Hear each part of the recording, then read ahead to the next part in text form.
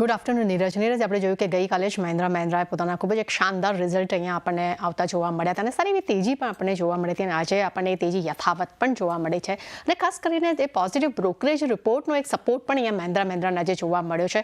કોટકથી શરૂઆત કરશું તો કોટકે મહિન્દ્રા માટે બાય રેટિંગ્સ જે છે તેમને યથાવત રાખ્યા છે. ટાર્ગેટ તેમને 3,500 રૂપિયા પ્રતિ શેર કર્યા છે.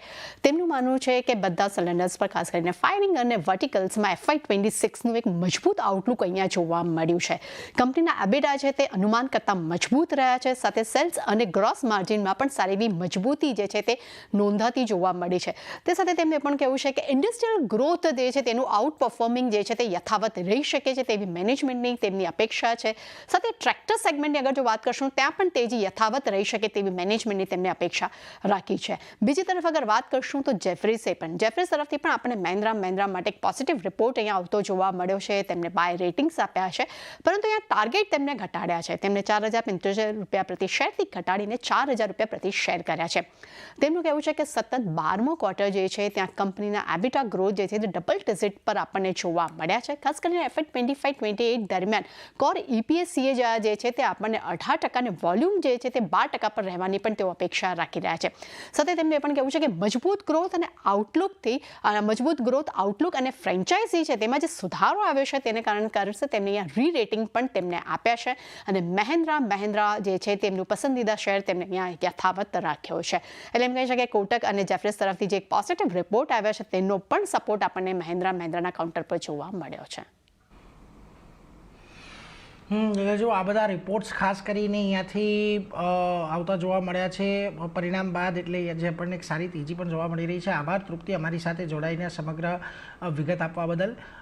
નીરવજી, M&M જો આપણે ઘણી બધી વખત આમ તો ચર્ચા કરી છે પરંતુ પરિણામો જે આવ્યા પરિણામો ઘણા સારા હતા. ટ્રેક્ટર સેગમેન્ટની અંદર જે ગ્રોથ જોવા મળ્યો હતો એ ગ્રોથ પણ એક સારો હતો અને બીજી તરફ અહીંયાથી હજી પણ જે નવી લોન્ચીસને લઈને જે ખાસ કરીને વિઝિબિલિટી છે એ પણ ઘણી સારી છે અને ઘણા જે નવા મોડલ્સના બુકિંગ્સ પણ આવશે. પરંતુ અહીંયાથી બીજી તરફ આપણે એ પણ જોઈ રહ્યા છીએ કે ઇન્ડસ્ટ્રી ગ્રોથ થોડોક મ્યુટેડ રહેવાની અપેક્ષા છે આ વર્ષ દરમિયાન, નાણાકીય વર્ષ દરમિયાન. કઈ રીતે તમે આખી પરિસ્થિતિને અને એની વચ્ચે M&Mના જે પરિણામ આવ્યા છે એને જોઈ રહ્યા છો?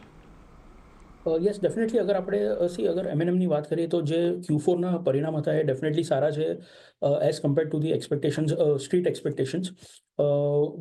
ઘણા બધા પેરામીટર્સ પર ટિક માર્ક લાગી ચૂક્યું છે, બટ અમુક પેરામીટર્સ છે જ્યાં દેર ઇઝ અ ક્રોસ અને એની જ કારણે અમે JM ફાઇનાન્શિયલે આ પર્ટિક્યુલર સ્ટોક પર એમની જે રેટિંગ છે એ હોલ્ડ રાખી છે.